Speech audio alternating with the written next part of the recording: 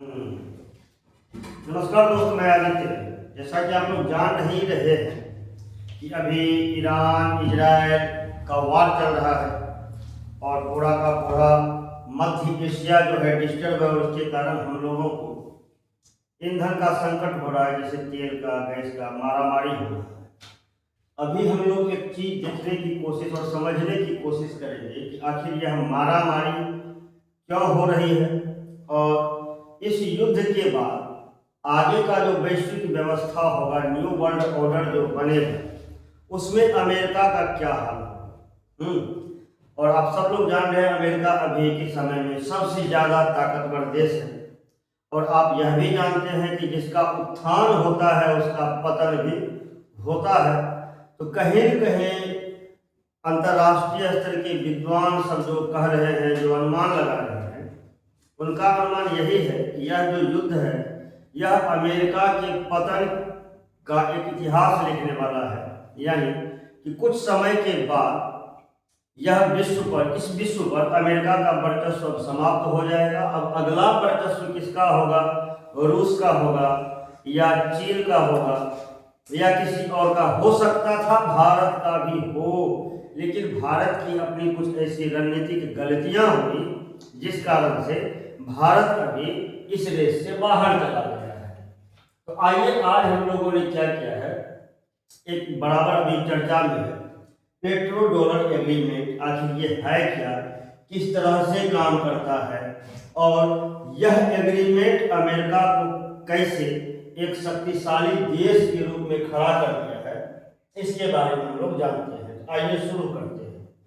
सबसे पहले हम लोग बात कर लेते हैं पेट्रो डॉलर एग्रीमेंट की। ये है क्या, इसको समझाएं।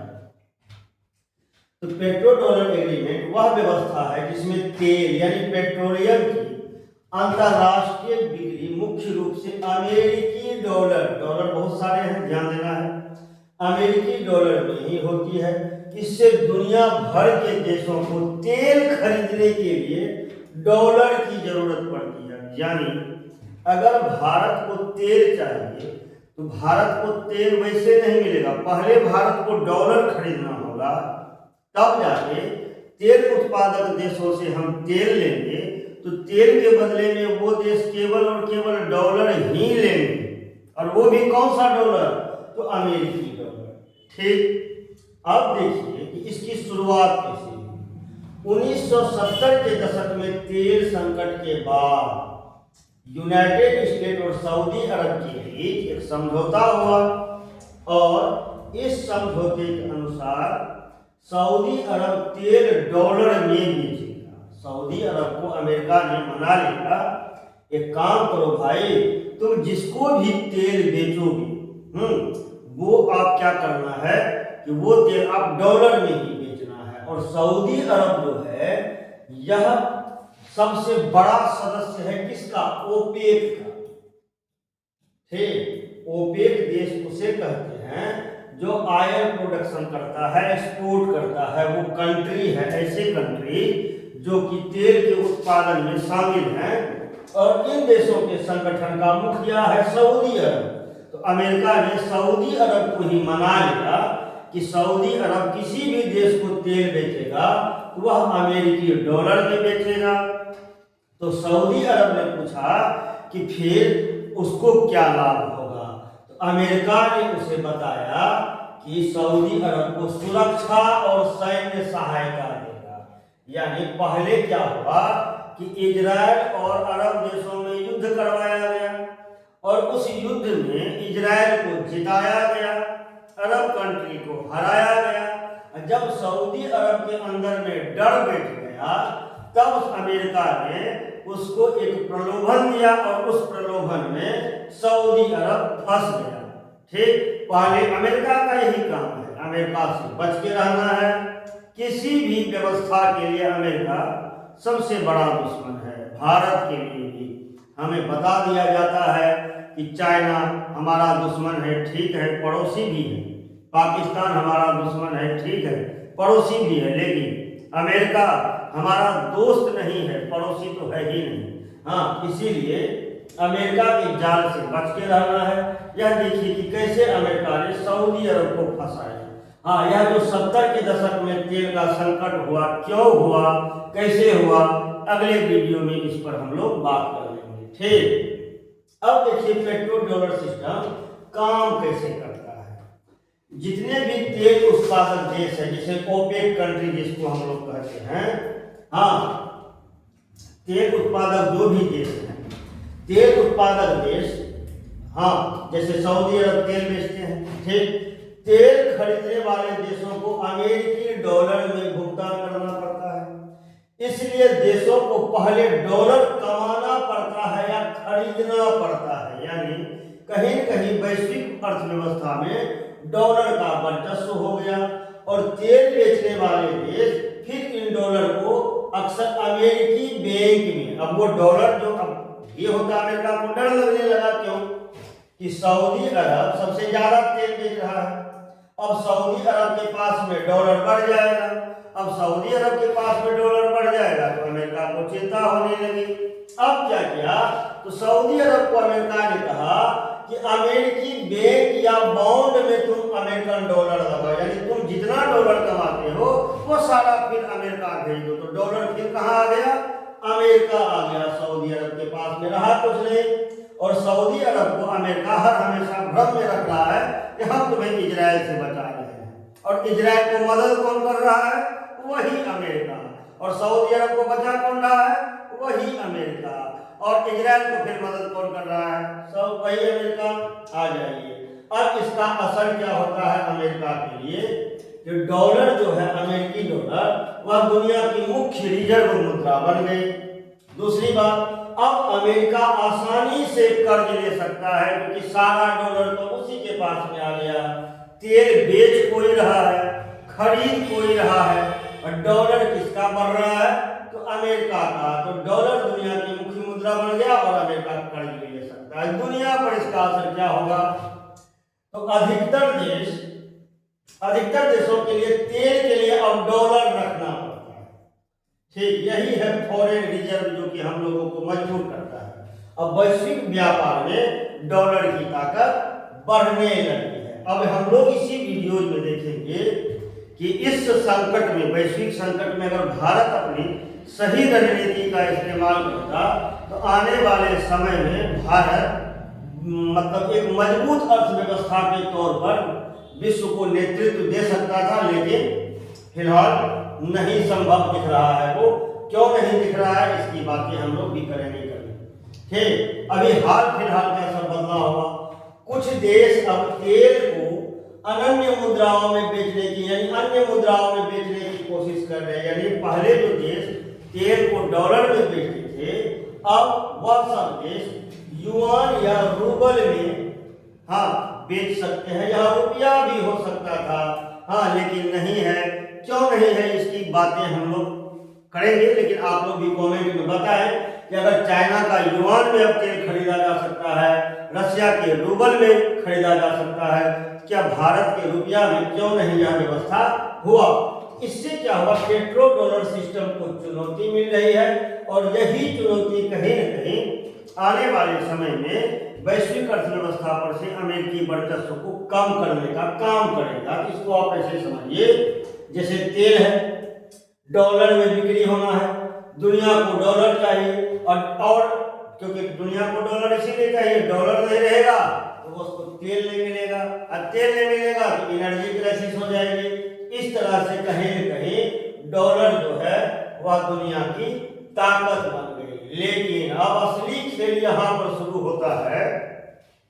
यह जो पेट्रो डॉलर का एग्रीमेंट है अमेरिका और सऊदी अरब के बीच में, अभी खबर यह आ रहा है कि हर साल यह एग्रीमेंट रेन्युअल होता था। जय सुनिए, हर साल यह एग्रीमेंट रेन्युअल होता था, लेकिन इस बार सऊदी अरब ने उस एग्रीमेंट को रिन्यूअल करने से मना कर दिया है। तो क्या हुआ है सुनिए, हाँ, कि सऊदी अरब ने पेट्रो डॉलर एग्रीमेंट को औपचारिक रूप से रिन्यू नहीं किया है, लेकिन कुछ गलतफहमियां भी फैल रही है जिस पर हम लोग अभी बात कर लेते हैं। ठीक, जैसे कि 1974 में हुआ था पेट्रो डॉलर समझौता।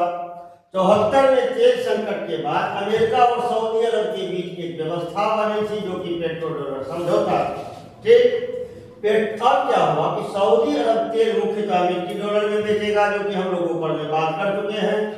बदले में अमेरिका उसको सुरक्षा और हथियार देगा, यह भी बात हम लोग कर चुके हैं। और तेल से कमाए डॉलर का बड़ा हिस्सा सऊदी अरब अमेरिकी ट्रेजरी बॉन्ड में निवेश करेगा।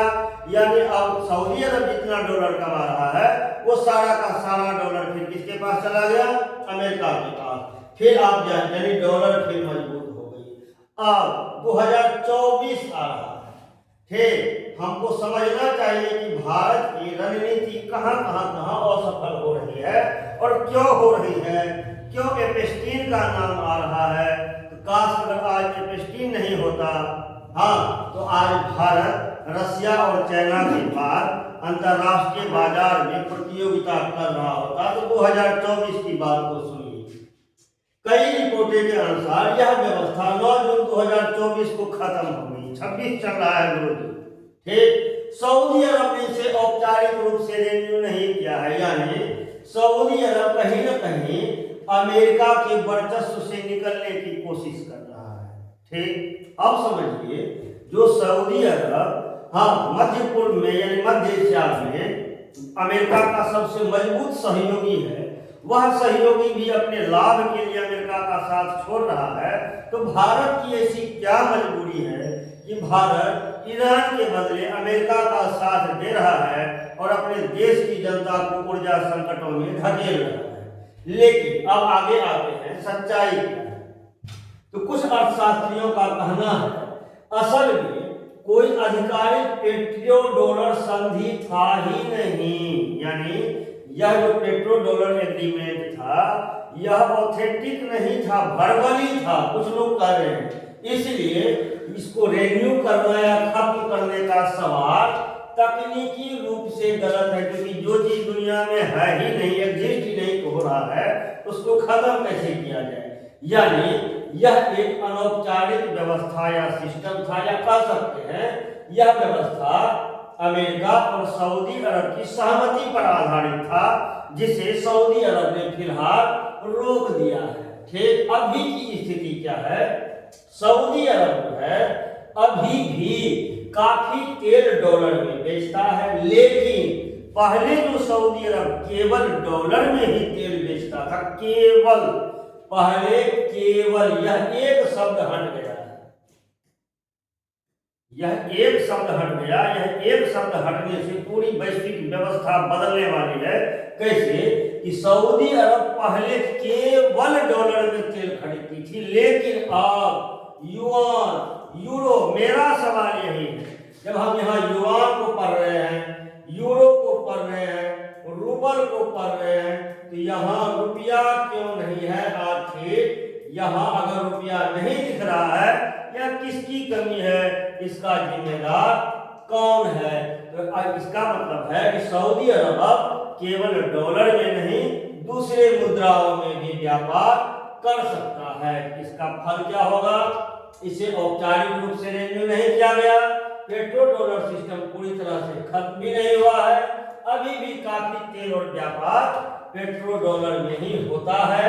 लेकिन कहीं न कहीं अब अमेरिका जिस तरह से वर्चस्व बनाए हुआ था डॉलर के दम पर, उसके डॉलर का वर्चस्व अब कहीं न कहीं कमजोर हो जाएगा। और यही डॉलर आप देख सकते हैं इस इमेज के थ्रू कि कैसे पूरी दुनिया पर अमेरिका तेल और डॉलर के माध्यम से वर्चस्व बनाता था। लेकिन अगर ये जो है सऊदी अरब अगर पेट्रो डॉलर एग्रीमेंट से अपने आप को पीछे खींचता है और वह पेट्रोल को अगर युआन में, यूरो में, रूबल में बेचता है, तो कहीं न कहीं अमेरिका की अर्थव्यवस्था पर इसका बुरा असर पड़ेगा। और अमेरिकी अर्थव्यवस्था अगर गई तो समझिए विश्व में एक नई शक्ति का जन्म होगा। और उम्मीद करिए कि हम लोग चाइना का स्वागत करेंगे। काश यहाँ पर भारत भी होता तो कैसा होता। धन्यवाद।